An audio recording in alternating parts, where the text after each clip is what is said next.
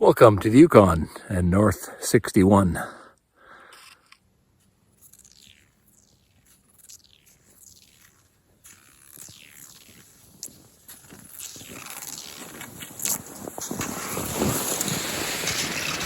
And once again, Berwyn bindings. Love these things.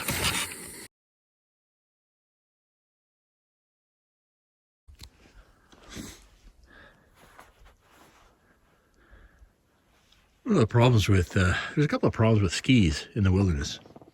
One thing, if you're carrying a load or you're on rough trails, they're really not much faster than snowshoes. But they are more energy efficient because they give you glide. Unless you got a lot up down. If you got a lot up and down, the traction devices that are in modern snowshoes make them a superior choice. The other problem with skis are your feet get cold if you're out all day, because most of the boots fit a binding and they're really not designed for much lower than -20. So, and then the boot choice.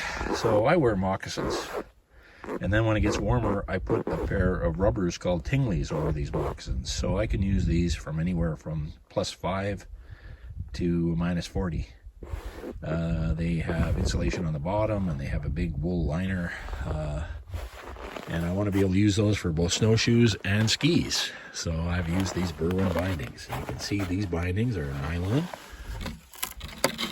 They have a little flex to them. They stay flexible. They're resin. They got resin in them that it keeps them strong.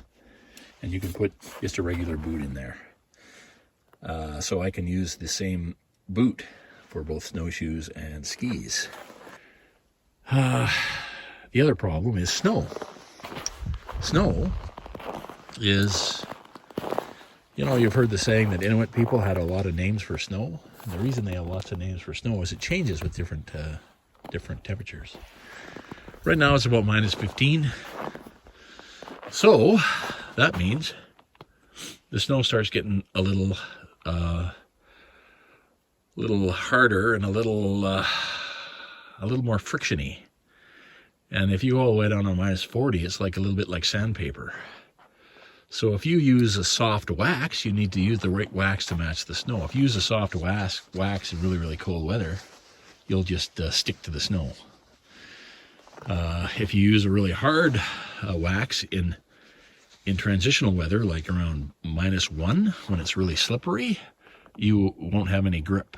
So there are snows that are waxless and they have little fish scales in them. These are wax skis.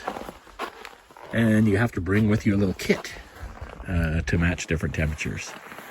So -30 and lower, I use polar wax, which is a white. -10 to -25 or so. It's a big, long temperature range. I use special blue. Then to about -5 to -10, you use a different type of blue. You start getting in the reds at about -3. And when it gets around 0 and hotter, and it gets really, really slick, you got to use something that comes out of like a toothpaste tube. It's called Clister, and it's the stickiest thing of all. And you got to bring a little kit to take the old wax off, put the new wax on. You can sometimes put softer wax over harder wax, but that's the wax kit you got to bring, and you got to know how to wax. Because the skis that you get that are waxless, that have that fish scale, they're just not efficient. They're fair in all temperatures, but they're not really good in anything. Where you can fine tune your wax to be great. February 28th, I'm going to go out on a trip with the boys. That'll be a big trip. Tuesday, I'm going to do a day trip for Bison with a friend. And then I'm thinking of going in, if I don't get a bison on that trip, I'm thinking of going in for a few days and taking these skis with me. Because I found out from a friend of mine, went into the same place I've been going to where we haven't got any bison. He goes in and goes about 5 miles an hour on his 4-stroke and looks and waits and watches. And if there's fresh tracks, he really looks into the bush. And he's doing a much slower job when he gets close to bison. And I think if I get into bison, what better way than these skis, because they're fairly quiet. So I'll give that a try too, over a few overnight trips.